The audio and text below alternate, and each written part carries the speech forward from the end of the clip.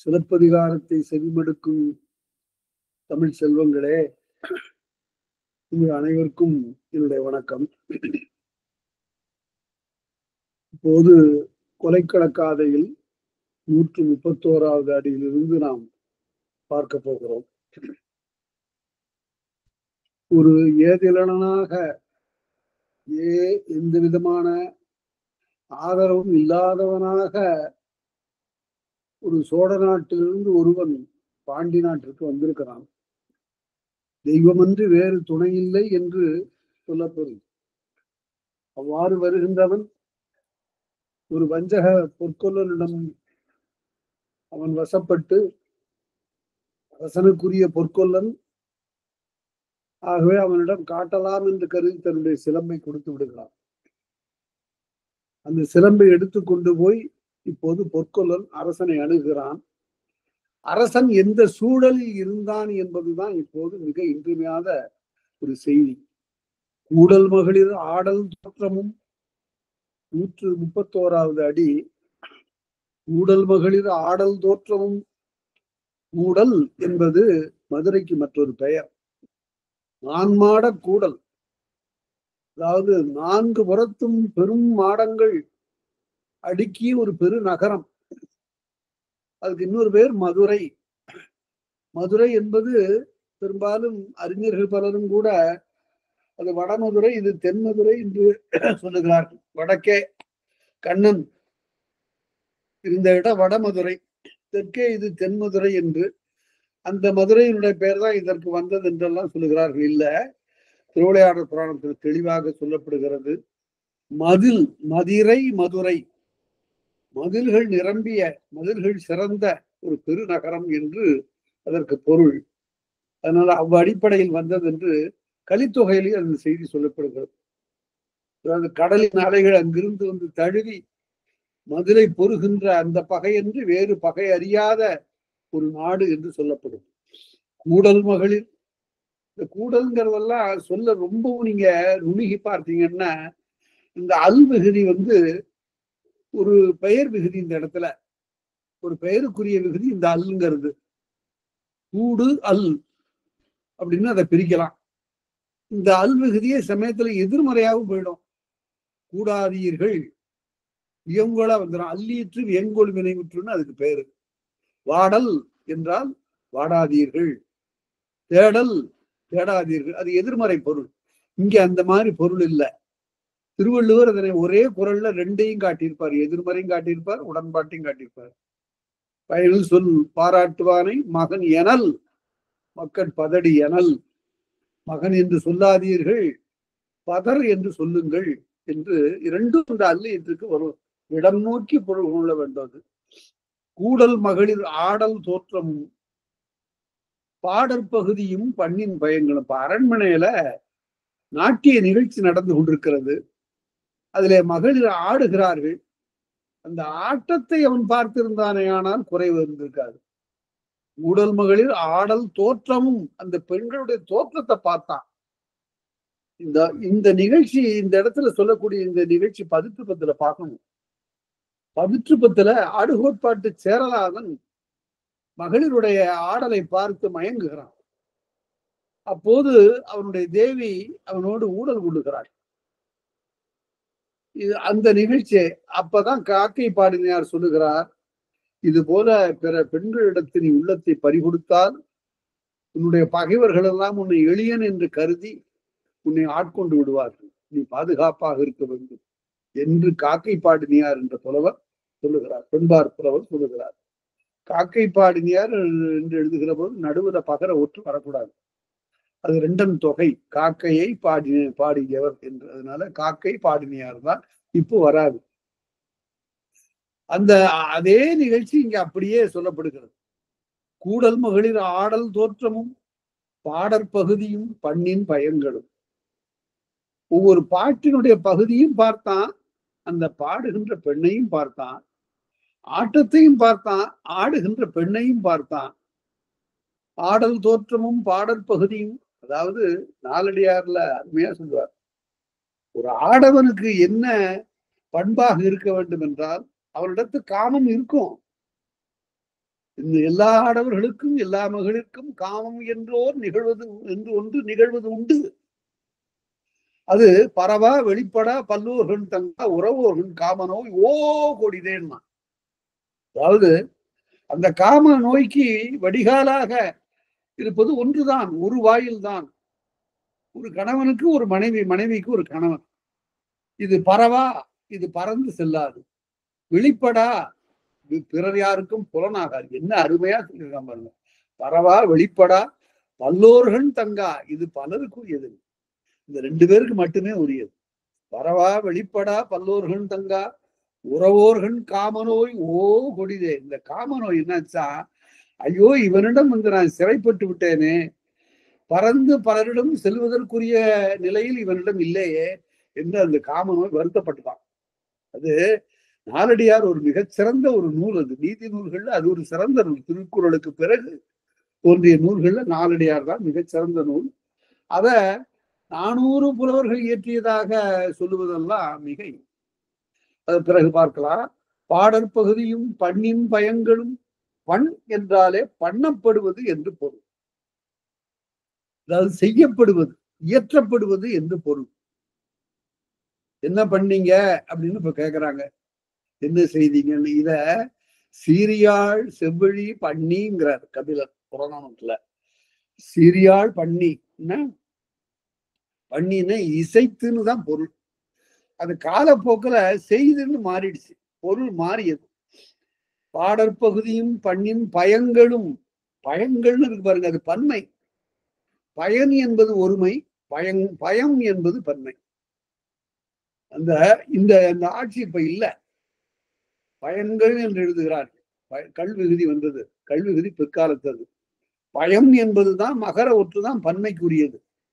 கலன் என்றால் ஒருமை, களம் என்றால் பன்மை. அணிகலன், அணிகலம் ரெண்டுக்கும் வேறுபாடு ஒருமை பன்மை தான். பண்ணின் பயன்களும் காவலன் உள்ளம் கவர்ந்தன. அது அவருடைய உள்ளத்தை கவர்ந்தது. இது பெரும்பாலும் அரச குடும்பத்தில் இருக்கக்கூடியவர்களுக்கு இந்த குறைபாடு இருந்தது. ஆனால் சங்க காலத்து அரசர்களை மிகவும் பாராட்டத்தக்கது என்னவென்றால் 2 பாடல்கள் இருக்கின்றன. ஒன்று நெடுஞ்செழியனுடைய பாட்டு, இன்னொன்று சோழ அரசன் நலங்கிள்ளியினுடைய பாட்டு. அந்த 2 பாடல்களையும் புறநானூறு சொல்லுகிற போது, என்னுடைய மனைவி அல்லாத மற்றொருத்தினுடைய கூந்தலிலே என்னுடைய கழுத்து மாலை புரள்வதாக இருந்தால் அப்படிப்பட்ட மாபெரும் குற்றத்தை செய்தவனாகுக என்று அவன் சொல்லுகிறான். எங்க ஆசிரியர் அதனை எழுதுகிற போது அவர்களை பற்றி ஒருமை கணவர் என்று எழுதுவார். அதாவது ஒரு நெஞ்சம் உடையவர், அந்த நெஞ்சத்துல வேற யாருக்கும் இடம் இல்லை. காவலன் உள்ளம் கவர்ந்தன என்றுதன் ஊடல் உள்ளம் உள்கறந்து ஒழித்து. எப்படி எழுதியிருக்கணும் நியாயமான்னு கேட்டா, உட்கறந்துன்னு எழுதியிருக்கணும். அது புணர்ச்சி விதிப்படி உட்கறந்துன்னு வரணும், உள்ளத்தையே கறந்துன்னு. இங்க வெளிப்படையா பிரித்து எழுதுகிறார். இது இந்த மாதிரியான நிகழ்ச்சி வந்து சங்க இலக்கியத்துல இருக்காது. அங்க உட்கறந்துன்னு தான் வரும். இங்க சங்க இலக்கியம் இல்லை. இது பிற்காலத்துல கொஞ்சம் இளகிய தமிழ் சிலப்பதிகாரத்திலிருந்து நமக்கு தொடங்குகிறது. ஊடல் உள்ளம் உள்கறந்து ஒழித்து, உள்ளத்தே கறந்து ஒழித்து,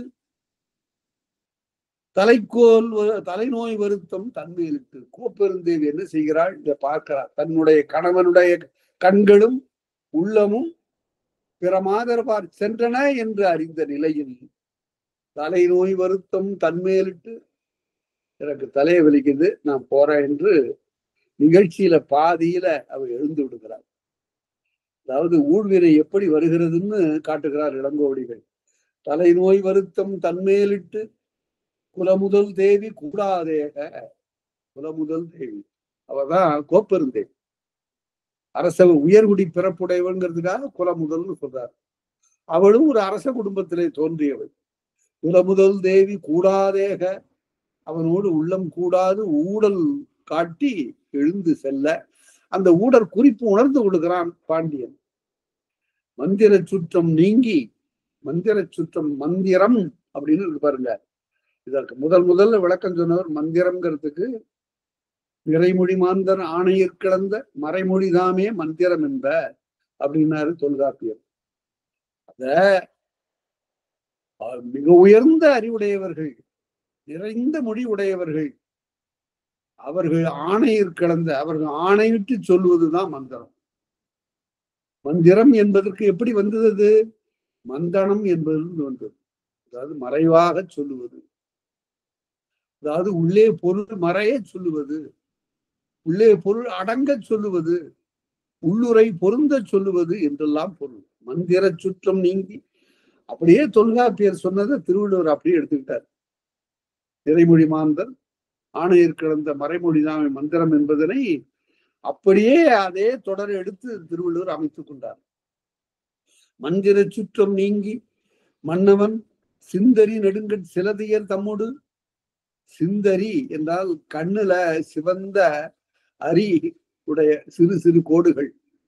கோடு எப்படி வந்தது? நரம்பின் நுண்ணிய பகுதிகள் கண்ணிலே சிவப்பாக படர்ந்து தெரிகின்றன. சிந்தரி நெடுங்கண் சிலதியர், சிலதி என்றால் பணிச்சியர், ஏவல் மகளிர். சிலதியர் தம்மோடு, இப்படித்தாங்க எழுதணும். பல இடங்கள்ல என்ன பண்ணுவாங்க, தன்னோடுன்னு எழுதிடுவாங்க. சிலதியர் என்பது பன்மை, தன்னோடுன்னு வரக்கூடாது.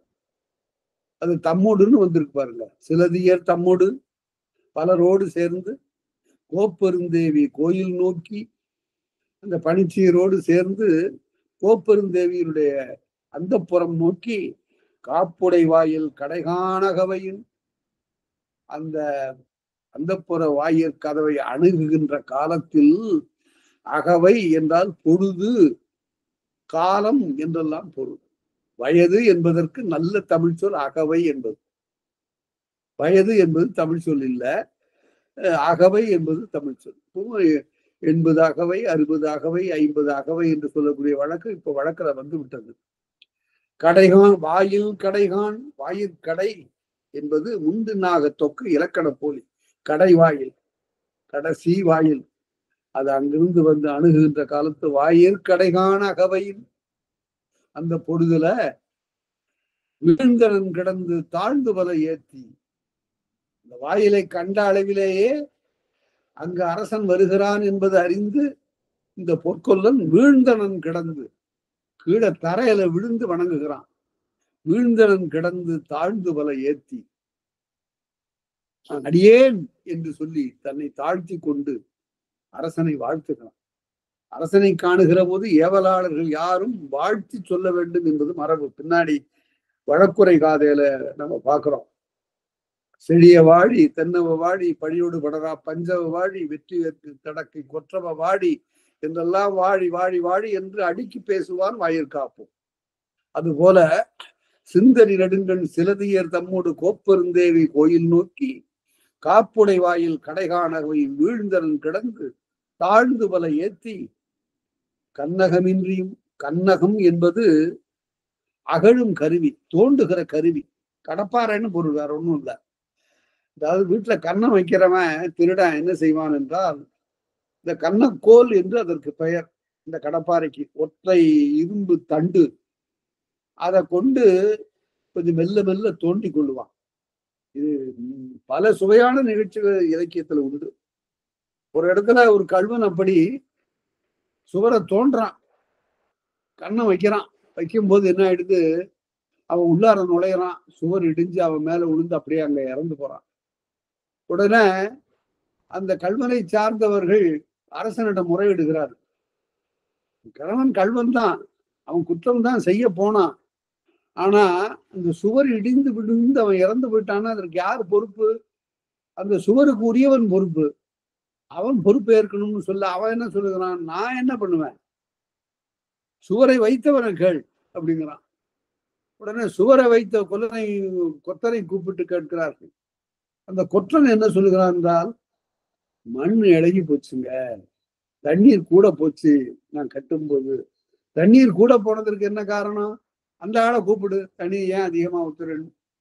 அவன் அங்கிருந்து சொல்றான், தண்ணீர் மிகுதியாக போனதற்கு காரணம் அளவாதான் நான் கொண்டு வந்தேன். அப்ப அந்த பக்கத்துல ஒரு அழகான இளம்பெண் போனா, அவளை பார்த்த பார்வையில எவ்வளவு தண்ணீர் ஊற்றுவது என்பதை மறந்து நான் நிறைய ஊத்திட்டேன். ஆக எல்லா பிழைக்கும் காரணம் கடைசியில இந்த காமம் என்பது ஒன்று என்பதனை உரையில சிற உரையை காட்டுகிறார். இவ்வாறு கோப்பருந்து கண்ணகமன்றியும் கவைக்கோல் இன்றியும் அது சுவரை துளையிடுகின்ற கருவி. அது கவைத்திருப்பதுன்னா இரண்டாக பிளந்திருப்பது. கவைக்கோலின்றியும் புண்ணிய மந்திரம் துணை எனக் கொண்டு மந்திரத்தாலையும் இவ்வாறெல்லாம் செய்வார். வல்வர்கள் மந்திரம் வல்லவர்கள். அவர்கள் மந்திரம் போட்டா அங்கங்கு இருப்பவர்களுக்கு மறதி வந்துவிடும், கண் பார்வை மங்கும், தங்களுடைய பொருளை இழந்து விடுவார். துண்ணிய மந்திரம், துண்ணிய என்றால் நெருங்கிய என்று பொருள். இதுல நான் உங்களுக்கு ஒரு புதிய சொல் உங்களுக்கு நான் காட்டுறேன். துண்ணுதல் என்று ஒரு சொல் இருக்கு, நெருங்குதல் என்று பொருள். அவரை துண்ணி நான் பேசினேன் என்று சொல்வது பழைய நடை. இந்த துண்ணுதல் என்றால் நெருங்குதல், நெருக்குதல் என்று பொருள். ஆடைய வெட்டி தையற்காரர் என்ன பண்றாரு, ரெண்டையும் நெருக்கி தைக்கிறார். அவருக்கு பேர் துன்னகாரர் என்று பெயர். சங்க இலக்கியத்துல வருவது இது, துன்னகாரர் என்று பொருள். அதெல்லாம் இப்ப தையற்காரர்னு சொல்றோம், துன்னகாரர் என்று சொல்ல வேண்டும். ஆடையை நெருக்கி தைப்பவர்கள். துண்ணிய மந்திரம் துணையென கொண்டு தன்னுடைய உள்ளத்தே நெருங்கி இருக்கின்ற அந்த மந்திரத்தின் துணையென கொண்டு வாயிலாளரை என்ன சொல்லுகிறான், மயக்குதல், மயக்கு துயில் உறுத்து மயங்கி துயில் உருமாறு செய்து உயிர் சிலம்பு கொண்ட கல்வன். இப்படியெல்லாம் மந்திரம் செய்தான். பிறகு மந்திரத்தால் வாயிலாளரை மயக்கினான். அப்படி ஒரு கல்வன் இந்த பாண்டி நாட்டிலே புகுந்தார். கோயிற் சிலம்பு கொண்ட கல்வன், அரண்மனை சிலம்பை களவாடிய ஒருவன். கல்லன் பேரூர் காவலர் கறந்து அரவாரமிக்க இந்த நகர்ல எல்லாரையும் ஏமாற்றி, கல் என்பது ஒலிக்குறிப்பு. கல்லன் பேரூர் மிகப்பெரிய இந்த நகரத்துல, அரவாரமிக்க நகரத்துல எப்படி வந்தாரோ தெரியல, மந்திரம் துணையென கொண்டு வாயிலாளரை மயக்கி துயில் உறச் செய்து உள்ளே வந்து காவலர் கறந்து காவலர்களை ஏமாற்றி மறைந்து, அப்படி வந்து கவர்ந்த அந்த கல்வன் என் சில்லை சிறுகுடில் அகத்திருந்தோம். என்னுடைய வீட்டுல, என்னுடைய சிறுகுடியில இது வந்து இருக்கான், அவனை அங்க நிறுத்தி விட்டு இங்கே வந்திருக்கிறேன் என்று சொல்லவும் அடுத்த 2 அடிகள் மிக மிக இன்றியமையாது. என்னாச்சு? வினை விளை காலம் ஆதலின். இது வினை விளைகின்ற காலம். யாருக்கு? கோவலனுக்கு. கோவலனுக்கு மட்டுமா? அரசனுக்கும் தான். வினை விளை காலமாதலின் யாவதும் சினையலர் வெம்பன் தேரானாகி. சினை என்றால் கிளை, கிளைதோறும் வேப்பம்பூ அப்படி மலர்ந்திருக்கிறது. அப்படி அந்த வேப்பம்பூவை அணிந்த அரசன் தேரானாகி. இதுதான் குற்றம். அவன் ஏன் தேர்ச்சி செய்யவில்லை, அவன் திருடி இருப்பானான்னு ஆராயணும். ஆராயாமல் போனதற்கு என்ன காரணம் என்றால், அவன் உள்ளத்திலே கோப்பெருந்தேவியை எப்படியாவது நாம் அமைதிப்படுத்த வேண்டும், அவருடைய நோக்கத்தை மாற்ற வேண்டும், தன்னுடைய பிழையை நீக்கிக் கொள்ள வேண்டும் என்று கருதியாத. அதனால அரசர்களுக்கு எப்பொழுதுமே தன்னுடைய வாழ்க்கையை வைத்து, தன்னுடைய வாழ்க்கை நிகழ்ச்சியை வைத்து, தன்னுடைய உள்ளத்தின் அவாவை வைத்து எதனையும் ஆராயக்கூடாது. பற்றின்றி அரசன் ஒழுக வேண்டும். இங்கே இவ்வாறு உடனே வினை விளை காலமாதலின் யாவதும் சினையலர் வெம்பன் தேரானாகி. அவன் ஆராய்ச்சியே பண்ணல. தேரான் தெளிவும் தெளிந்தான்கண் ஐயுறவும் தீரா இடும்பைத்தல். என்ன குரல் பாருங்க! அரசனுக்கு இலக்கணம் அதுதான். இந்த காலத்து நீதிபதிகளுக்கும் அதுதான் இலக்கணம். நான் இந்தியாவிலேயே இருந்த எத்தனையோ நீதிபதிகள் இருந்திருக்கிறார்கள் வெள்ளைக்காரர்களுடைய காலத்துல இருந்து. அதுல சில நீதிபதிகளுடைய வரலாற்றை படிக்கிற போது எவ்வளவு நடுவு நிலைமையை தங்களுடைய உயிரை பொருட்படுத்தாது செய்திருக்கிறார்கள் என்பதற்கு இந்தியாவில ஒரு பெரிய நிலையில அவ்வாறு வாழ்ந்த நடுநிலைமையான செங்கோல் பொருந்திய அந்த நீதிபதிகள்லாம் இருந்திருக்கிறார்கள். அதுபோல வேம்பன் தேரானாகி தேரான் தெளிவும் தெளிந்தான்கண் ஐயுறவும் தீரா 2 நிகழ்ச்சி கூடாது. ஆராய்ச்சி இல்லாது போய்விடக்கூடாது. 2வது, ஆராய்ந்த பிறகு ஐயம் வரக்கூடாது. அப்படி அவர்கள் சரியாக அதனை ஆராய்ந்து முடிவு கட்டி விட வேண்டும். தேரானாகி ஊர்காப்பாளரை கூவி. உடனே ஊர்காப்பாளர் என்பவர் 8 வகையான அதிகாரிகள்ல அவர்கள் ஒரு வகையினர். ஊர்காப்பாளரை கூவி இங்கு என் தாழ் பூங்கோதை தங்கார் சிலம்பு, என்னுடைய தேவியினுடைய சிலம்பு, தங்கார் சிலம்பு கன்றிய கல்வன் கையதாகில். அவரா போச்சு. எந்த இடத்துல அவன் கல்வன் என்று ஆராயாமலே இவன் கன்றிய கல்வன் சொல்லிட்டான். அந்த அடிப்பட்ட கல்வன் இவன், அதிலேயே பழகி போன கல்வன். பழம் கன்றி போச்சுன்னா முதிர்ந்து போச்சு, அது போல முதிர்ந்த கல்வன் இவன். தாழ்பூங்கோதை தன்கார் சிலம்பு கன்றிய கல்வன் கையதாகில். ஆனா ஒரு இடம் இருக்கு, அவனுடைய அந்த சிலம்பு அவனுடைய கையகத்தை இருக்குமானால், என்னுடைய தேவியின் சிலம்பு அந்த கல்வனுடைய கையில் இருக்குமானால் ஒரு சப்கிளாஸ் இருக்கு அதுல. ஆனாலும் கன்றிய கல்வன்னு சொல்லிடக் கூடாது. இவன் சொல்லக்கூடிய ஆளிடத்து அரசியனுடைய சிலம்பு இருக்குமானால் அது அவனே கவர்ந்தது என்று நீங்கள் அறிவீர்களானால் என்றெல்லாம் சொல்லியிருக்கணும். அதெல்லாம் தேரானாகிங்கிறதுல அடங்கி போச்சு. அதெல்லாம் ஆராயாமல் சொன்னான். கன்றிய கல்வன் கையதாகில். இந்திய அரசனுடைய மிகப்பெரிய நீதிபதிகள்ல வெள்ளையர்கள் காலத்துல வந்த ஒரு நீதிபதி வேதங்கள்ல தலைமயங்கி போய் அதையெல்லாம் மொழிபெயர்க்க வேண்டும் என்று முனைந்தார். உபரிடங்களை மொழிபெயர்க்க வேண்டும் என்று கருதினார்.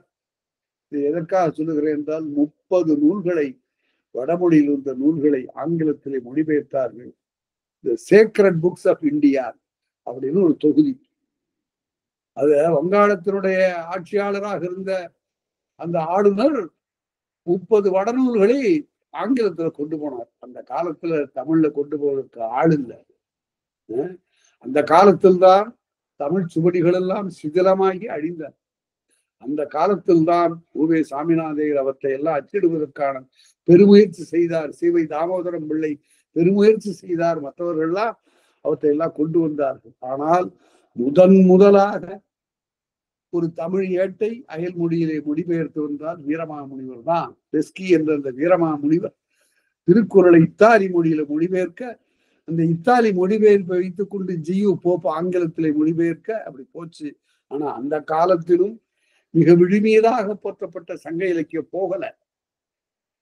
பிறகு எப்போ போச்சு என்றால், அமெரிக்காவில ஒரு நூலகத்துல இங்கிருந்து சென்ற சங்க இலக்கியங்களை கொண்டு போய் ஒரு குப்பையாக கொட்டி இருந்தார்.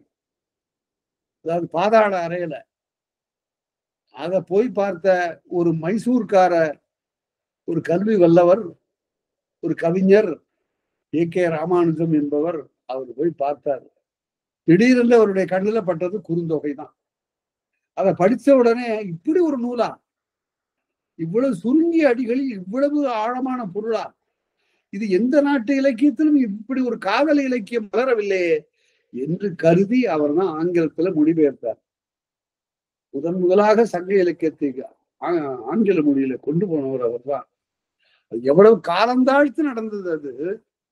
அதற்கு பிறகுதான் உலக நம்முடைய சங்க இலக்கியத்தை உணரத் தொடங்கியது. தாழ்வூங்கோதை தன்கார் சிலம்பு கன்றிய கல்வன் கையதாகில் கொன்று அச்சிலம்பு கொணருக. இதற்கு உரை எழுதி சில பேரு வாய் சோர்ந்து சொல்லிட்டாங்க. கொண்டு அச்சிலம்பு கொணருக என்று சொல்லுவதற்கு பதிலாக கொன்று அச்சிலம்புன்னு தவறா சொல்ல. அது இல்ல, அது உரை அல்ல. ஏனென்றால் யாவதும் தேரானாகி அப்படின்ற போது ஆராய்ச்சி இல்லாம தெளிவாதான் சொல்றான். ஆளை கொன்னுட்டு சிலம்ப கொண்டார் என்று. கொன்று அச்சிலம்பு அடியார்கள கொண்டுன்னு எழுதிட்டார். அதாவது கொண்டு என்பதற்கு வாய் சோர்ந்து சொன்னான்னு எழுதினார். அது உரை அல்ல. ஏன்னா யாவதும் தேரானாகின்னு வந்து விட்டது. அத நாட்டார் ஐயா சொல்லுவார், யாவதும் தேரானாகி என்று வந்த பிறகு அது கொண்டுன்னு வருவதற்குரிய இடமே இல்லை. அப்படி நினைத்திருப்பானோ என்று எழுதுவதற்கு இடம் இல்லை என்று சொன்னார். இதுதான் ஊழ்வினை என்பது.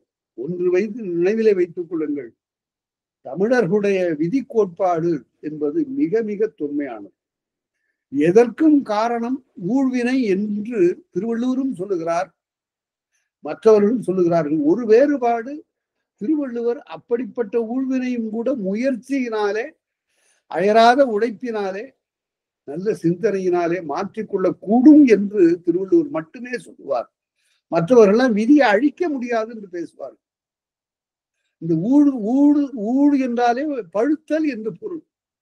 ஊர்த்தது என்றால் முதிர்ந்தது, பழுத்தது என்று பொருள். ஒருவருடைய வினை அதனுடைய பயன் பழுத்து போனா அதற்கு பிறகு இப்படியெல்லாம் தலை காட்டி ஒரு மனிதனுக்கு சேரும் என்பது அது விளக்கப்படாது என்றுதான் எல்லா நூல்களும் சொல்லும். சங்க இலக்கியத்துல ஒரு பாட்டு இருக்கு, உங்களுக்கு தெரியும், உலகம் அறிந்த ஒரு பாட்டு. அது யாதும் ஊரே யாவரும் கேளி தீதும் நன்றும் பெருதரவாராங்கிற பாட்டு எதுக்காக சொல்லப்பட்டது? படிக்கிறவங்க எல்லாரும் இந்த முதலடியோட சரி, யாதும் ஊரே யாவரும் கேளி என்று சொல்லி இருக்கிறான் தமிழ. உலகமெல்லாம் தன்னுடைய உடன்பிறப்பாக கருதுகிறான், சொந்தமா கருதுறாங்க. அது எதற்காக சொன்னதுங்கிறத கொஞ்சம் நினைச்சு பாருங்க. இந்த பாட்டுல என்ன சொல்லுகிறார் என்றால், எல்லாம் ஊழல் வினையினால நடக்குது. அதனால பெரிய காட்டாற்று வெள்ளம் அப்படியே அடித்து கொண்டு வருகிற போது அதுல அகப்பட்ட ஒரு புனை, ஒரு தெப்பம், அது அந்த நீரினாலே அலைக்கப்பட்டு எப்படி எப்படியெல்லாம் போகிறதோ அது போல என்னுடைய வாழ்க்கை விதியினாலே அடித்து செல்லப்படுகிறது. அப்படி விதியினாலே அடித்து செல்லப்படுகிற போது எனக்கு யாரும் பெரியவங்களா தோணல, யாரும் சிறியவங்களா தோணல. ஏன்? அவங்கவுங்களுடைய வினை, அவங்கவுங்களுடைய ஊழ், அவங்கவுங்களுடைய முற்பிறவியில் செய்த வினைகளுடைய பயன். ஒருத்தன் சிறியவனா இருக்கலாம், ஒருத்தன் பெரியவனா இருக்கலாம். இதனால் அவங்கள பார்த்து என்ன வியப்படைகிறது அல்லது என்ன அவர்களை பார்த்து குறைவாக மதிப்பிடுவது, அதுக்கெல்லாம் இடமே இல்லை. அதனால யாரும் ஊரே அவரும் கேளிர். அதனால பரந்த நோக்கம் இருக்கிறது, அது இல்லாம இல்லை. இருந்தாலும் அவரையும் தாண்டி ஊழ்வினையின் வலிமை சொல்லுவது அந்த பாட்டு.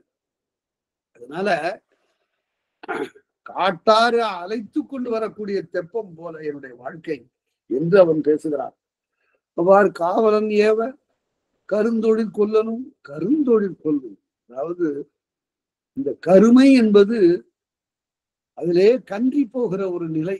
கருந்தொழில் கொல்லனும் ஏவல் உள்ளத்து எண்ணியது முடித்தன. அவன் அவ்வாறு ஏவிய பிறகு எண்ணியது முடிந்தது, முடித்தன, முடிந்தது என்று வலித்தல் விகாரம். ஏவியது முடித்தன, எண்ணியது முடித்தன, தீவினை முதிர்வலை சென்று பட்டிருந்த கோவலன். ஆகா, வலையில மாற்றிட்டான். அவன் செய்த தீவினை, அவன் முற்பிறவில் செய்த தீவினை. அவன் என்ன தீவினை செய்தான் என்பதை பின்னாலே வரப்போகிறது. அதாவது ஒன்று மட்டும் நினைவிலே வைத்துக் கொள்ள வேண்டும். யாரும் ஒரு அறிவு ஆராய்ச்சி பட இதனை அணுகி ஒரு கேள்வி உங்களை கேட்கக்கூடும். போன பிறவியில நான் செய்த வினை இந்த பிறவியில என்னை தாக்குகிறது என்று சொல்லுகிறீர்களே, போன பிறவியில இந்த உடம்பு இருந்ததா, இந்த பிறவியில இந்த உடம்பு இதெல்லாம் அனுபவிக்கிறது என்றால் அதற்கு ஏதோ வேறு ஒரு உடம்பு செய்தது. அதற்கு விடை என்னவென்றால் உயிர் தான். அது இந்த உயிர் தான் இந்த வருத்தத்தை ஏற்கிறது என்றெல்லாம் சொன்னார்கள். நான் சொல்லுகிறேன், பல வகையான நூல்களையும் எழுத்தெண்ணி படித்து ஆராய்ந்து கண்ட உண்மையாக நான் சொல்லுகிறேன். இது ஒரு நம்பிக்கை, இது ஒரு சமுதாயத்தை நல்ல நெறியிலே செலுத்திய நம்பிக்கை. இது பொய்யோ மெய்யோ அந்த ஆராய்ச்சியே வேண்டியதில்லை. நாம் செய்கிற வினைதான் நம்முடைய இந்த நிலைக்கு காரணம் என்று ஒருவன் நினைப்பானே, ஆனால் அந்த நம்பிக்கை அவனை நெறிப்படுத்தும், பிறர் யாரையும் வருத்த தோன்றாது. அதனால சில வாழ்க்கைக்கு சில நம்பிக்கைகள் வேண்டும். நான் கூட ஒரு அரங்கில சொன்னேன், வாழ்க்கைக்கு சில பொய்கள் கூட வேண்டும். என்ன பொய்? உயர்ந்த பொய். அது என்ன பொய் நினைத்து பாருங்கள். அத ஏஎல் பாஷம் எழுதுகிறார். ஆஸ்திரேலியாவில் இருந்த மாபெரும் வரலாற்று ஆசிரியர் ஆகிய ஏஎல் பாஷம் எழுதுகிறார், உலகத்திலேயே இந்த ஆத்மா என்று ஒன்று இருந்தது, அது பிறவி டிரான்ஸ்போர்மேஷன் ஆஃப் சோல்ஸ், ஒரு பிறவியிலிருந்து இன்னொரு பிறவி எடுக்கும் என்றெல்லாம் முதலாக சொன்னவன் உலகத்திலே தமிழன் தான். வேறு எந்த நூலிலும் காணப்படாது. அத பாஞ்சால தேசத்து அரசனுக்கு கற்பிக்கின்ற அருணி கௌதமன் என்ற முனிவன் சொல்லுகிறான், இந்த சிந்தனை வேத நூல்களில் இல்லை. இந்த சிந்தனை, ஒரு உயிர் அதனுடைய பணியெல்லாம் முடிந்த பிறகு அது செய்கின்ற வினைகளுக்கு தகுந்தாற் போல அடுத்த பிறவியில ஒரு பிறவி எடுக்கும், அது செய்த வினைகளுக்கு தகுந்தாற் போல ஒரு பிறவியை எடுக்கும் என்று சொன்ன அந்த சிந்தனை தமிழர்களுக்கே உரியது. இதுதான் தமிழர் பண்பாடு. தமிழர் பண்பாடுன்னு உடனே தை மாதத்துல பொங்கல் நாள் அன்னைக்கு ஆடவர்கள்லாம் வேட்டி கட்டி கொள்வது, மகளிர் எல்லாம் பட்டுச்சேலை உடுத்திக் கொள்வது, வாசலுக்கெல்லாம் மாக்கோலம் போடுவது,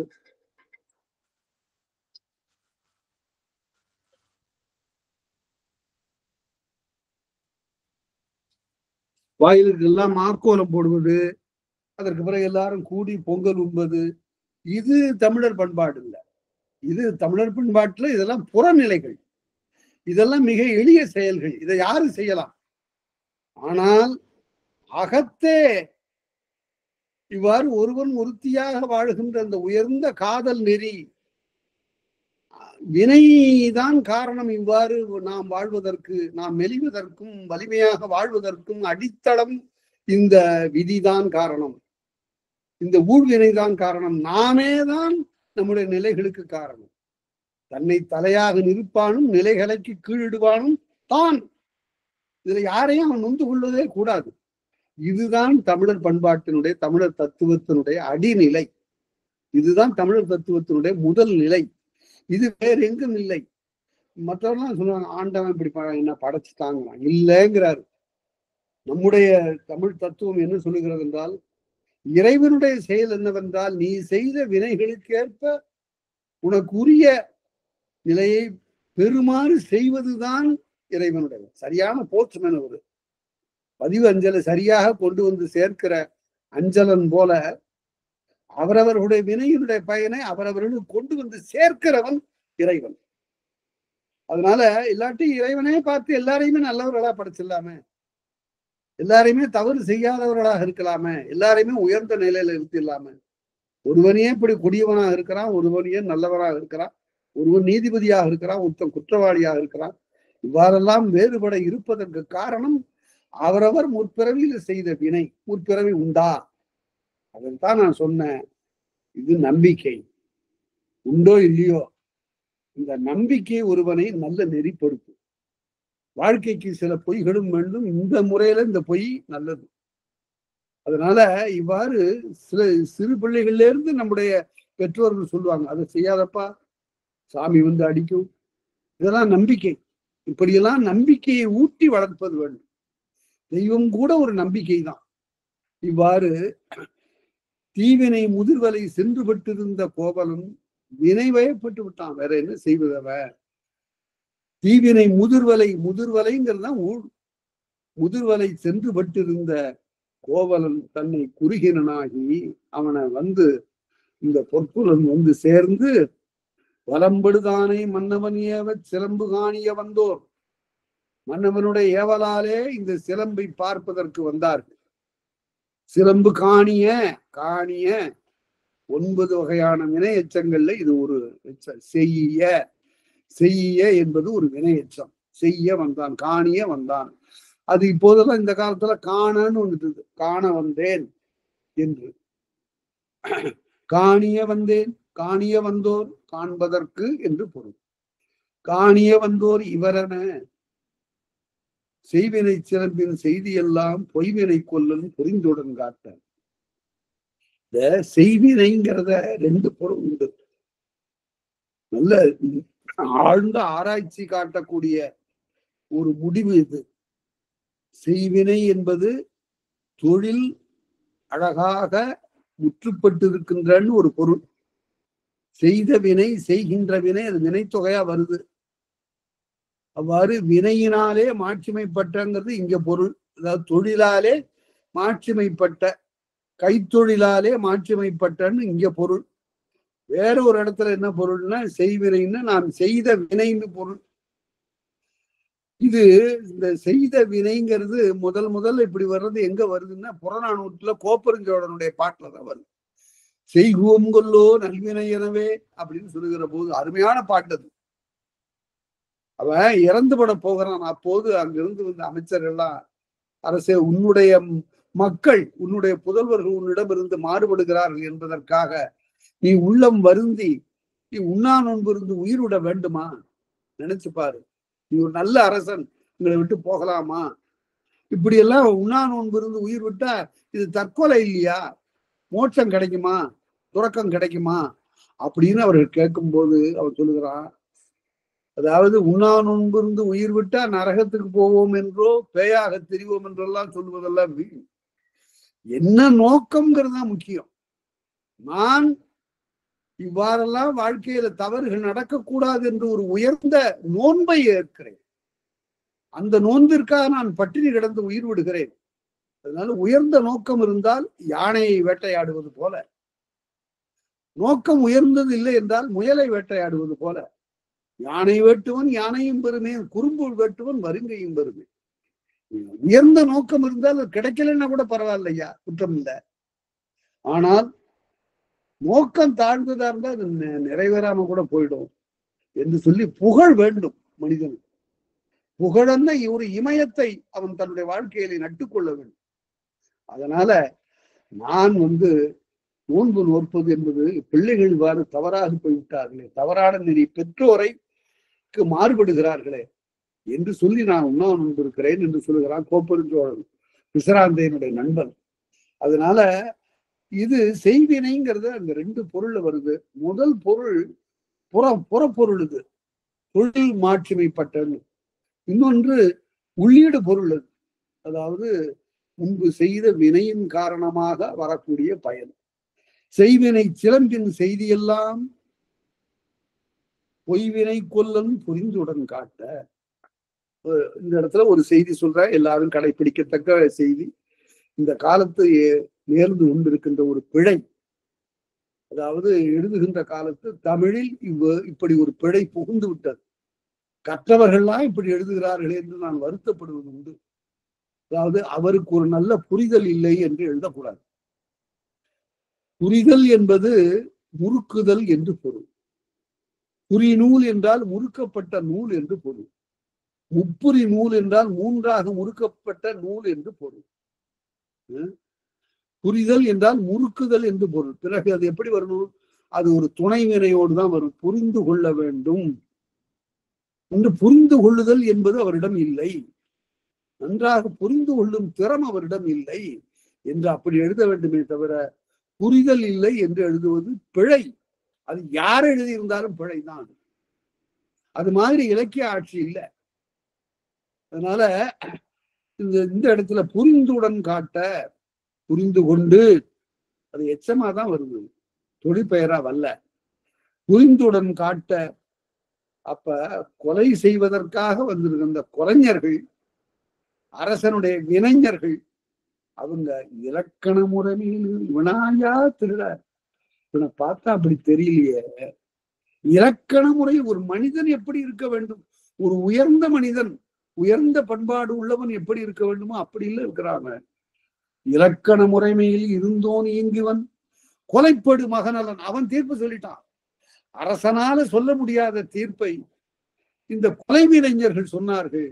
இவன் கொலைப்படு மகனன், கொலை செய்யப்படுவதற்கு உரியவன் இல்லை என்று சொல்லு. கொலைப்படு மகனலன் என்று கூறும் அருந்திரன் மாக்களை அவன், அதாவது அவர்களை பாராட்டுகிறார் இளங்கோடிகள். அருந்திரல் மாக்களை அகநகைத்துரைத்து உடனே பொற்கொள்ளன் சொல்றான், உனக்கு என்னப்பா தெரியுதுன்னு அவர் எள்ளி நகையாடுகிறான், நகைக்கிறான். நகை என்பது 4 காரணமாக பிறக்கும் என்று தொல்காப்பியர் சொல்வார். எள்ளல், இளமை, பேதமை, மடன் என்று உள்ளப்பட்ட நகை 4 என்பது.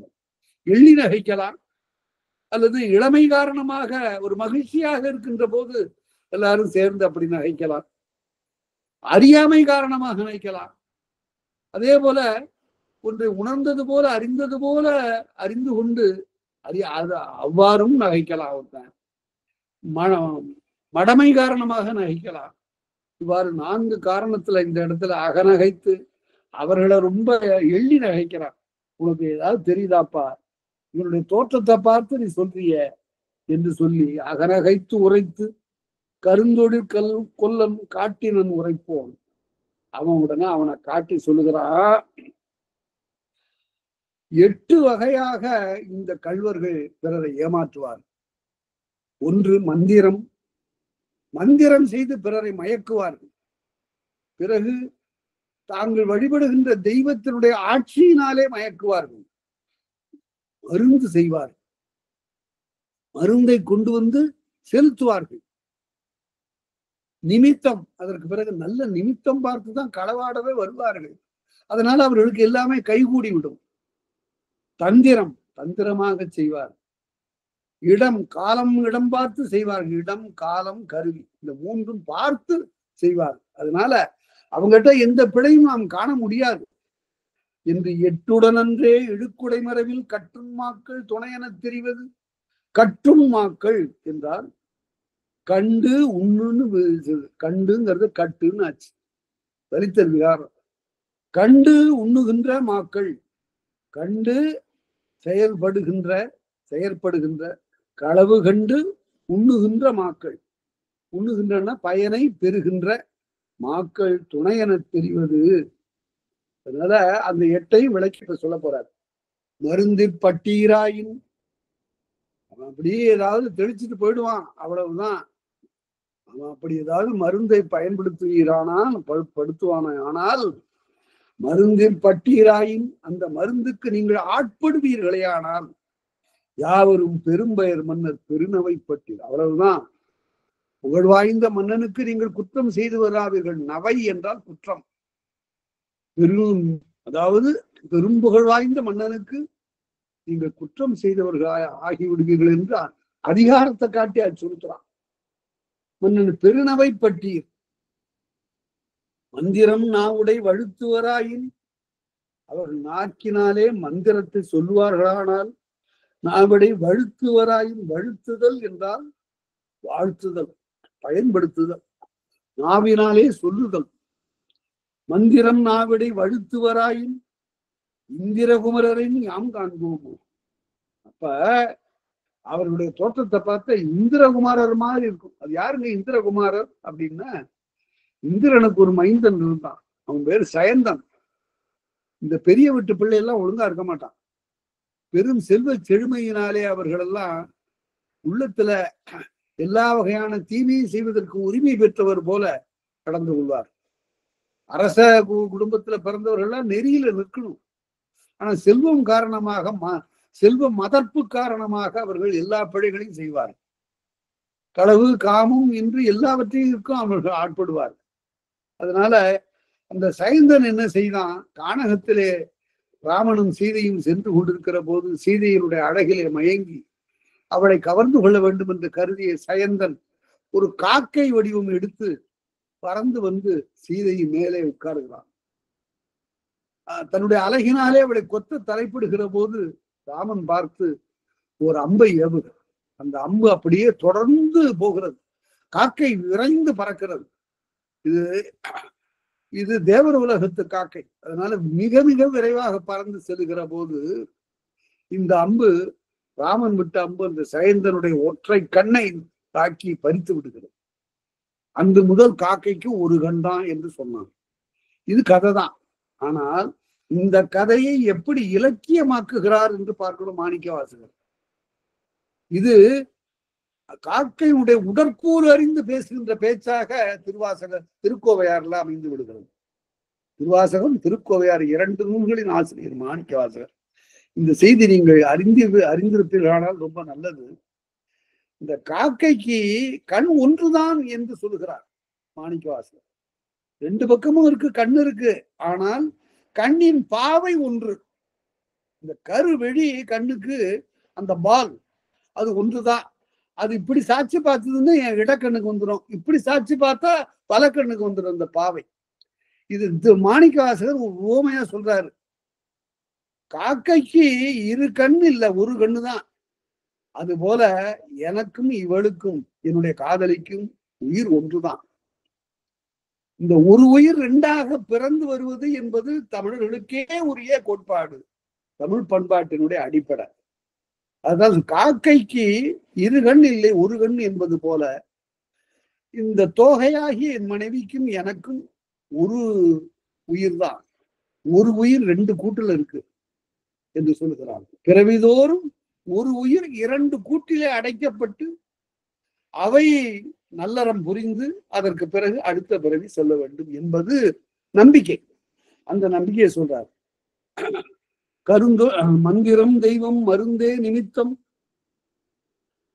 தந்திரம் இடனே காரம் கருவி என்று எட்டுடனன்றே இழுக்குடை மரபில் கட்டுண் மாற்று துணை எனத் தெரிவது மருந்திற்பட்டீராயின் யாவரும் பெரும்பெயர் மன்னரின் பெருநவை பட்டீர் மந்திரம் நாவிடை வழுத்துவராயின் இந்திரகுமாரின் யாங்கான். அந்த சேந்தன் ரொம்ப அழகான வடிவமுடையவன்.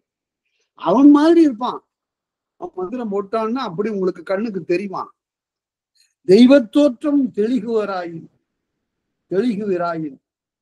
அவனுடைய தெய்வ தோற்றத்தை நீங்க ஒன்றும் மாசுபட எண்ண முடியாது. காட்டியும் பெயர்ப்பார். உங்ககிட்ட இருக்கிற பொருளை அவன் கையில எடுத்துக்கொண்டு இந்த மாதிரி எடுத்துட்டு போறான்னு காட்டி போயிடுவான். நீங்க ஒண்ணும் சொல்ல முடியாது. காட்டையும் பெயர்க்குவர்.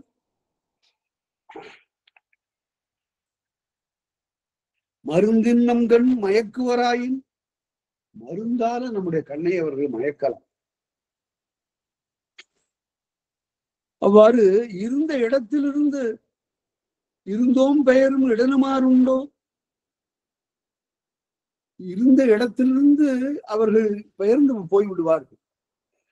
இடனுமாறுண்டோ நிமித்தம் வாய்த்திடு நல்லது யாவதும். அதே போல நிமித்தம் பார்த்துதான் திருட வருவாங்க. அதாவது களவு செய்ய வருகின்றவர்கள் எல்லாம் கால நேரம் பார்த்து வருவார். அதாவது அந்த காலத்துல ஆணிரை களவு செய்கிறவர்கள் என்ன பண்ணுவான், இரவு காலத்தில் தான் ஆணிரை களவு நிகழும். கொட்டில்ல மாடுகள்லாம் கட்டி இருக்கும். அவன் வேற்றூர்ல இருந்து வருகிறவன் என்ன செய்வான் என்றால் களிமண் நல்லா பிசைந்து உருட்டி ஈரம் குலையாம எடுத்துட்டு வருவான். எதுக்குன்னா அந்த மாடுகளின் கீழே போய் தவழ்ந்து போய் அந்த கழுத்துல இருக்கிற மணிகளில் எல்லாம் இந்த களிமண்ணை அடைச்சிருவான். மணி ஒலிக்காதபடி செய்து விடுவான். போகின்ற போதே திருட போகின்ற போதே கையில 2 சிறு கோல்களை எடுத்துக்கொண்டு போவார்கள். சிறிய கோலாட்டக்களி மாதிரி அதை கையில வைத்துக்கொண்டு மண்டியிட்டு உட்கார்ந்திருப்பார். டக்குன்னு அந்த 2 கையில இருக்கிற கோலும் கீழே விடும். அதாவது தூக்கம் வந்துடுற நேரம். ஓஹோ, இது நடு யாமம். நமக்கு தூக்கம் வருவது போலவே இந்த ஆணிரைகளை உடையவர்கள் எல்லாம் வீட்டிலே தூங்குகின்ற நேரம் வந்து விட்டது. இப்போது தூங்கி இருப்பார்கள். இனிமே போய் களவு ஆடலாம் என்று வருவார்கள். இப்படி பல நுட்பங்களை எல்லாம் சொல்லுகிறது கரவட நூல் என்று ஒரு நூல். எப்ப திருட போகலாம், எங்க போகலாம், எந்த நேரத்தில் செல்லலாம் என்றெல்லாம் சொல்லக்கூடிய ஒரு நூலும் இருக்கிறது தமிழ்ல. இவ்வாறு அரும்பொருள் வந்து கை புகுதினும் நல்ல பொருள் கிடைக்கக்கூடிய வாய்ப்பு இருந்தா கூட கால நேரம் பார்த்து தான் போவான். நிமித்தம் பார்த்து தான் செல்வார்கள். அப்படியெல்லாம் பார்த்து வந்திருக்காங்க. இவன் அவள் எளியவனாக கருதாதே. தந்திர கரணம் எண்ணுகிறாயின் களவு. தந்திர கரணம் என்றால் களவு நூல் சொல்லுவது. தந்திர கரணம் எண்ணுகிறாயின் தந்திர நூல்கள், களவு குறித்த நூல்கள் சொல்லக்கூடிய செய்தியெல்லாம் நீங்கள் எண்ணி பார்த்தால் ஆக பொற்கொள்ளனுக்கு இவ்வளவும் தெரிந்திருக்கிறது. எண்ணுவீராயின் இந்திரன் மார்பத்து ஆரம்பம் இது. அவங்க நினைச்சுட்டாங்க என்ன, இந்திரன் கழுத்துல போட்டிருக்கிறான பெரிய மாலை, வைர மாலை, அதை கூட கொண்டு போய்விடும். ஆங்கில புதினம் ஒன்றுலதான் சொல்லுவான், ஒரு கல்வன் அந்த ஊர் காவல் தலைவனுக்கு சவால் அறைகூவல் விடுவான். இன்றைக்கு விருந்துக்கு வருகின்ற பெருமாட்டியினுடைய கழுத்துல போடுகின்ற அந்த வைர மணிய மாலையை நான் எல்லாரும் அந்த விருந்து உண்ணுகின்ற காலத்தை நான் கவர்ந்து காட்டுகிறேன். நீ என்ன சொல்றாங்க பார், முடிஞ்சா பார் என்று சொல்லி காவலர்கள் நிறைய பேரை அமர்த்தி அந்த விருந்துல இவன் அங்கிருந்து வருகிறான். மிக அழகாக உடையணிந்து இந்த கல்வர் தலைவன் அங்கிருந்து வருகிறான், உள்ளார வருகிறான். அவனை பார்த்து புன்னகைக்கிறான் காவலர் தலைவன். விருந்து நடந்து கொண்டே இருக்கிறது. திடீரென்று விளக்கு, இந்த கல்வருடைய தலைவனுடைய பங்காளி, அவருடைய கூட்டாளி விளக்க நிறுத்தினான். விளக்க நிறுத்திய உடனே விளக்கு நின்று போய்விடுமோ என்பதற்காக சரியாக வேறு விளக்கு உடனே போடப்படுகிறது. அந்த விளக்கு ஒளி போடுகிற அந்த 1 மணி துளியில அந்த அம்மா கழுத்துல இருந்த நகை போயிடுச்சு. இவன்தான் எடுத்துட்டாங்கிறது தெரியுது. இவனே சொல்லிடுறான், எடுத்து காட்டுகிறேன்னு சொல்லியிருக்கான். உடனே அங்க இருக்கிற யாரும் வெளியில போகக்கூடாதுன்னு சொல்லி சோதனை இடப்படுகிறது. முதல்ல சோதனை அவன்கிட்ட தான் பாக்குறான். அவனுடைய கோட்ல பையில அங்க இங்கெல்லாம் கைவிட்டு எல்லாம் பார்க்கும்போது அங்க இல்லை. ஒவ்வொருவராக பரிசீலனை செய்தார்கள், ஒருத்தட்டே இல்லை. காவலர் தலைவன் தன்னுடைய தோல்வியை ஒத்துக்கொள்ளக்கூடிய நிலைக்கு வந்துட்டான். பிறகு அவர்கள் எல்லாம் வீட்டுக்கு போய்விட்டார்கள். காவலர் தலைவன் சிந்தித்துக் கொண்டே இருக்கிற போது அவனுக்கு தொலைபேசி கண்டுபிடிக்க முடிந்ததா உன்னால? இல்ல, கண்டுபிடிக்க முடியல. அப்ப எனக்கு பரிசாக அதை நீ அந்த வைரமாலையை கொடுத்து விடுகிறாயான்னு கேட்கிறான். அது எப்படி நான் கொடுக்க முடியும்? பார், உன்னுடைய கோட்டு பையில இருக்குங்க. அதாவது இவன் திருடி மிக அழகாக அந்த காவலர் தலைவனுடைய பையில சேர்த்துட்டான். எல்லாரையும் சோதனை செய்தவன் தன்னை அவன் சோதனைக்கு உட்படுத்திக் கொள்ளவில்லை என்று ஒரு புதினத்துல இப்படி ஒரு கல்வனுடைய திறமையை காட்டுவார். அதுபோல 8 வகையாக ஒரு கல்வன் ஏமாற்றலாம். இவ்விடம் இப்பொருள் கோடற்கு இடமெனி, இந்த இடத்துல இந்த பொருளை கைப்பற்றி தீர்வது என்று கருதிவிட்டால், இவ்விடம் இப்பொருள் கோடற்கு இடமெனின், கோடல் தொழிற்பெயர் கொள்ளுதல், கோடற்கு இடமெனின் அவ்விடத்து அவரை யார் காண்கிருப்பார்? அந்த இடத்துல யார் காண முடியும்? காலம் கருதி அவர் பொருள் கையூரின் இடந்தெறிதல் காலந்தெறிதல் இன்று அவர்கள் களவாடுவதற்கு வேண்டிய நிலையில் அவர் செய்வார்களேயானால் அவர் பொருள் கையூரின் மேலோராயினும் விளக்கலும் உண்டோ? தேவர்களாக இருந்தாலும் கூட முடியாது, கண்டறிய முடியாது. மேலோராயினும் விளக்கலும் உண்டோ? கருவி கொண்டவர் அரும்பொருள் கையூரின் இருநிலமருங்கின் யார் காண்கிருப்பார்? யார் பார்க்க முடியும்? சரியான கருவி கொண்டு அவர்கள் தொழிலை செய்து விடுவார்களே, ஆனால் அதற்கு பிறகு அவர்களை கண்காணிக்கவும் அவர்களை கண்டு கொள்ளவும் யாரால் முடியும்? இரவே பகலே என்று 2 இல்லை. அவங்களுக்கு இரவும் கிடையாது, பகலும் கிடையாது. அதாவது எந்த நேரத்திலையும் அவன் திருடுவான். இரவே பகலே என்று 2 இல்லை. 2 பொழுது உங்களுக்கு கிடையாது. கரவிடம் கேட்பினோர் புகலிடம் இல்லை. அவர்கள் களவு செய்யக்கூடிய இடத்தை அவர்கள் முடிவு செய்து விட்டார்களானால் நாம தப்பிக்க வழியே இல்லை, புகலிடம் இல்லை. நமக்கு புகலிடமே கிடையாது. அதனால கல்வனே வலியவனாக இருப்பான் என்று சொல்லி, தூதர் கோலத்து வாயிலில் இருந்து, எப்படி ஒரு அருமையான அடி இது. தூதர்கள் மாதிரி வருவான் அவங்க. திருடனாம ஏதோ பெரிய செய்தியை சொல்ல வருகின்றவன் போல தூதர் கோலத்து வாயிலில் இருந்து மாதர் கோலத்து வல்லிருள் புக்கு. மாதர் கோலத்து பெண்களை போல ஒரு கோலம் கொண்டு வருவான். என்ன கோலத்திலும் வருவான். மாதர் கோலத்து வல்லிருள் புக்கு. அப்படி வந்தான் ஒருத்தன். தூதர் கோலத்து வாயிலில் இருந்து முதன் போல வந்தான். பெண்களை போல வேடம் பூண்டு வந்தான். விளக்கு நிழலில் துளக்கிலன் சென்றான். விளக்குக்கு கீழே இருட்டு இருக்கும்.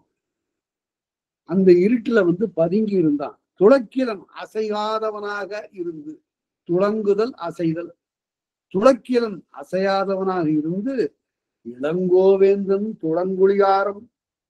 இந்த பாண்டியனுடைய மகன் இளவரசன் இளங்கோவேந்தன், அந்த இளவரசனுடைய துளங்குழி ஆரம், அவன் கழுத்துல கொண்டிருந்த மிக அழகான ஒரு மாலையை வெயிலிடு வைரத்து மின்னின் விளங்கி, வெயில்ல போட்ட வைரம் போல அவ்வளவு ஒளி வீசக்கூடிய ஒரு மாலையை வெயிலிடு வைரத்து மின்னின் விளங்க துயிர்கள் விழித்தோன் தோளில் காணான்.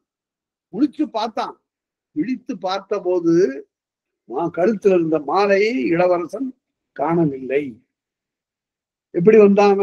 மாதர் தூதர் போல வந்தான், மாதர் போல வந்தான், இருட்டுல புகுந்து வந்தான். வந்தவன் அந்த மாலையை காட்டிட்டான். உடைவாள் உருவ உடனே யார் ராம என்னுடைய மாலையை திருடியவன் என்று இந்த இளவரசன் வாளை உருவினான். வாளை உருவின உடனே அந்த வாள் கழித்த அந்த உரையை இந்த கல்வன் கையில் எடுத்து பற்றி கொண்டான். அந்த வாளால குத்துகிற போதெல்லாம் அந்த உரையில வாங்கினான். அந்த குத்த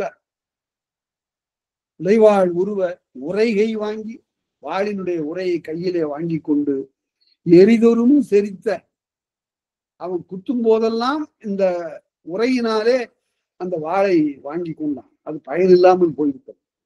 எரிதொரும் செரித்த இயல்பிற்கு ஆற்றான்.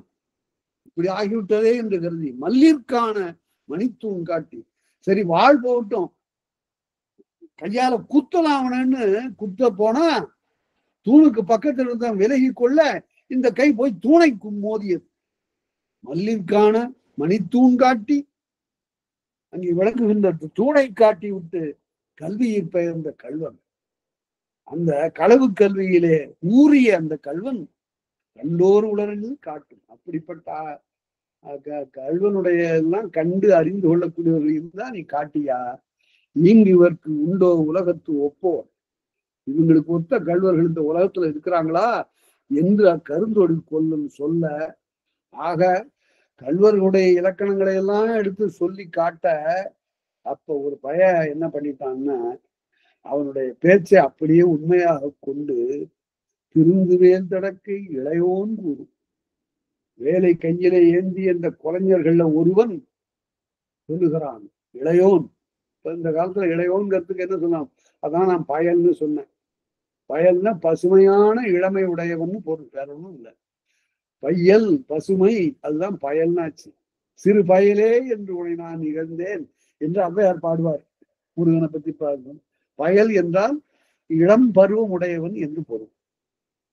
இளையோன் சொன்னானா நிலநகழ் உளியன், நிலத்தையே தோண்டுகிறவன். நீலத்தானையன், நீளமாகிய கச்சை அணிந்தவன்.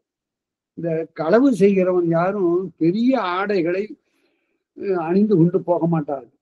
அது அந்த ஆடையை பற்றி இழுத்துருவாங்கிறதுக்காக இறுக்கி கட்டிய இடுப்பு கச்சை என்று பிற ஆடைகளை பூணாதவனாகி எழுவார். இடுப்புல கச்சைகள். சில பேர் சொல்லுவார்கள் சிறு உடையை இடுப்பிலே அணிந்து கொண்டு உடம்பெல்லாம் விளக்கெண்ணெய் தடைவான். அவன் பேர் விளக்கெண்ணெய் திருடன்னு பேரு. அவனை பிடிச்சா அவன் வழுக்கிட்டு ஓடிடுவான். அப்படியெல்லாம் நீலத்தானையன் கலனசை வேட்கையில் கடும்புலி போன்று அணிகலன்களை கவ்வுதலிலே புலியை ஒப்ப மாறி நடுநாள் வல்லிருள் மயக்கத்து நல்ல மழைக்காலத்துல நடு இரவுல ஊர்மடி கங்குல் ஒருவன் தோன்ற, ஊரெல்லாம் தூங்குகிற காலத்துல ஒருவன் வந்து கைவாள் உருவ, என் கைவாள் வாங்க, நான் அவனை கண்ட உடனே நான் என்னுடைய கைவாளை உருவன, அவன் டக்குன்னு என்னுடைய கையில இருக்கிற வாழை அவன் பறித்து கொண்டான்.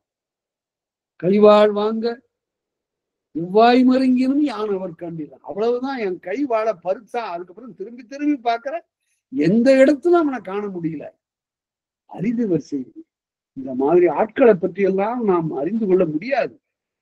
அலைக்கும் வேந்தனும், அதாவது நாம தப்பு செய்துட்டோம், நாம ஒண்ணு விட்டுட்டோம், வேந்தன் நம்மை கொன்று விடுவான். அலைக்கும் உரியதொன்று உறைவின் உள்ளதை செய்யுங்க ஐயா அப்படின்னு அவன் சொல்ல போக முடிவு வந்துவிட்டோம். கல்லாக்க அழிமகன் ஒருவன், கல்வி அறிவில்லாத ஒருத்தன், முட்டாளாக இருந்த ஒருத்தன் என்ன செய்துட்டான்? கையில் வெள்வாள் எரிந்தான். கையில் இருக்கிற வாளை கோவலனை நோக்கி வீசின். வெள்வாள் எரிந்தனன் விலங்கோடு அறுத்தது, கழுத்தோடு அப்படியே துண்டாடி ஒன்று புண்ணுமிழ் குருதி பொழிந்துடன் பரப்ப, அந்த புண்ணிலிருந்து வெளிப்பட்ட குருதியானது நிலம் முழுவதும் பறந்தது. மன்னகம் அடந்தை வாந்துயர் கூட. அப்போதும் ஒரு பெண் அதனை கண்டு துடித்தாள். யார் அந்த பெண்? நிலமகள்.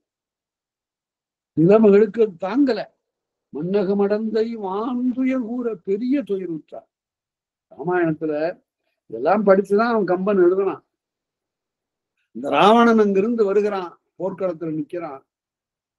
அப்ப அவனுடைய படைக்கலன்கள் எல்லாம் போய்விட்டன.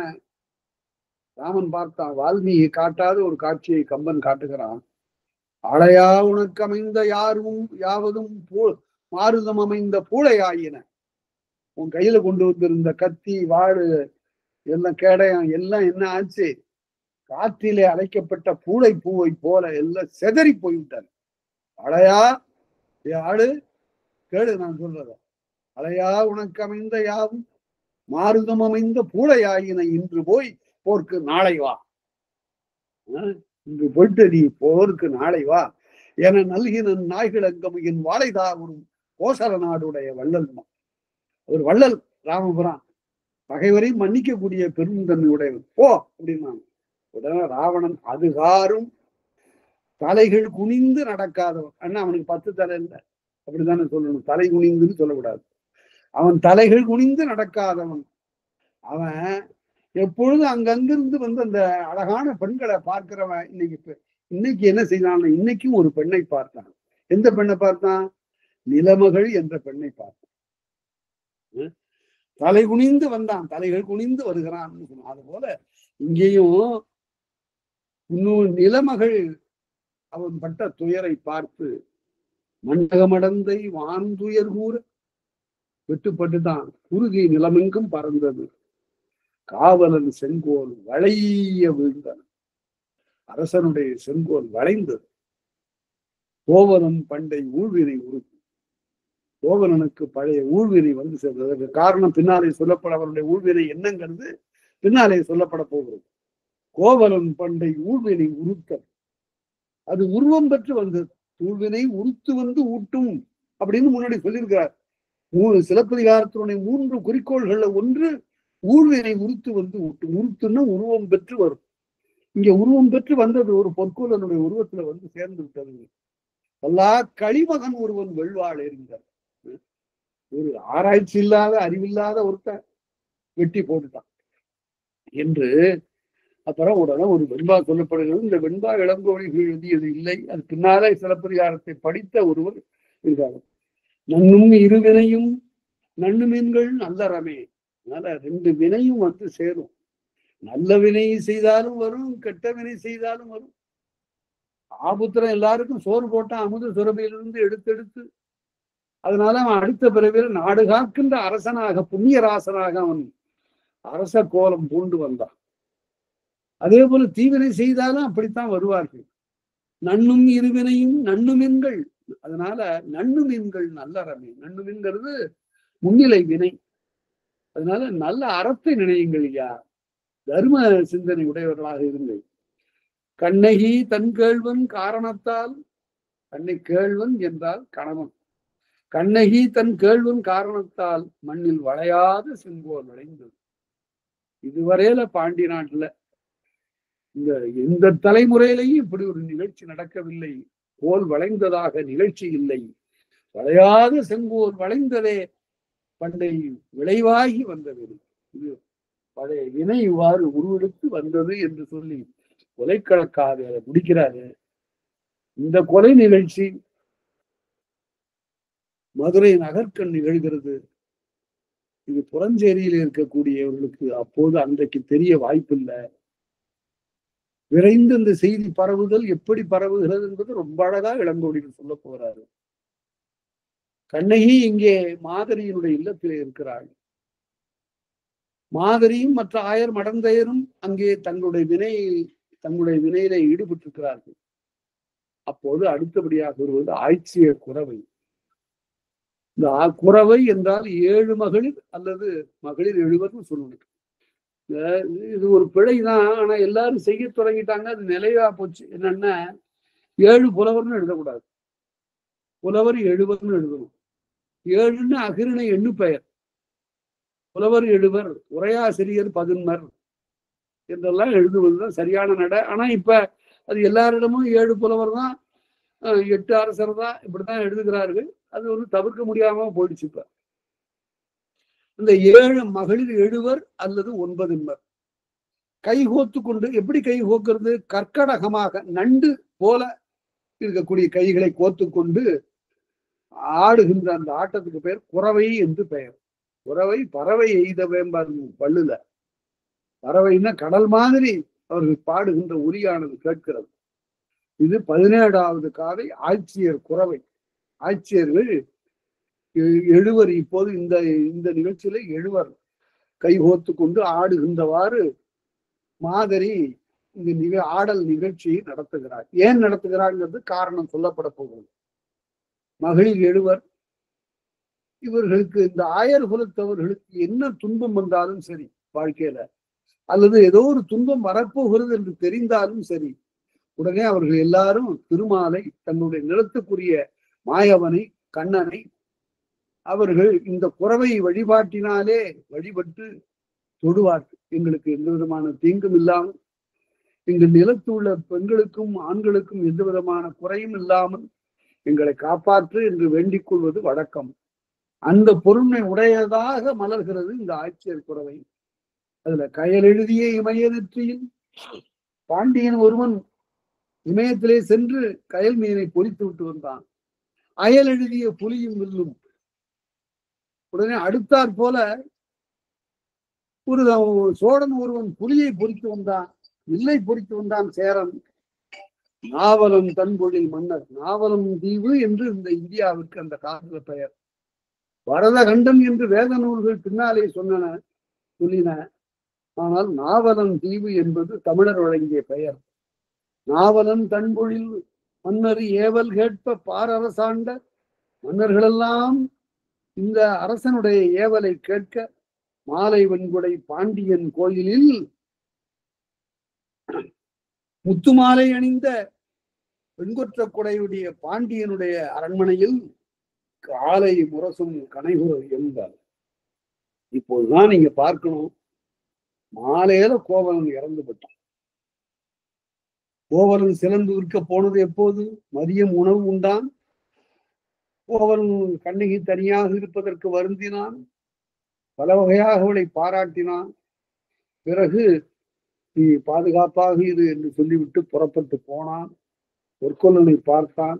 பொற்கொல்லன் சிலம்பை அரசனிடம் காட்டி வருவதாக போனான். எல்லாம் மாலையில கொலைப்பட்டான். மாலையில அவனுடைய தலை விழுந்து விட்டது. அவ்வாறு இப்ப இரவு பொழுது அப்படியே போச்சு. காலை முரசம் கனைகுரல் எம்ப, விடியற்காலத்து முரச அரண்மனையில அடிக்கப்படுகிறது. பொழுது விடிந்து விட்டது என்று, இருள் போய்விட்டது என்று. ஆனா ஒருவனுடைய வாழ்க்கையில இருள் புகுந்து விட்டது. ஒருத்தினுடைய வாழ்க்கையில இருள் புகுந்து விட்டது. காலை முரசம் கனைகுரல் எம்புமாகலில் நெய்முறை நமக்கு இன்று. நாம வெண்ணெயில தயிரிலிருந்து வெண்ணெய் எடுக்க வேண்டிய முறை நமக்கு இன்னைக்கு. உரையிட்டோம். உரையிட்ட அந்த பாலிலிருந்து இப்போது கடைந்து வெண்ணெய் எடுக்க வேண்டும். நெய்முறை நமக்கு இன்றாம் என்று ஐயை தன் மகளை கூவி, மாதரி தன்னுடைய மகளாகிய ஐயை கூவி அழைத்து கடைகயிறும் மத்தும் கொண்டு, கடைகின்ற கயிறு மத்தும் கொண்டு இடை முதுமகள் தோன்றுமன்.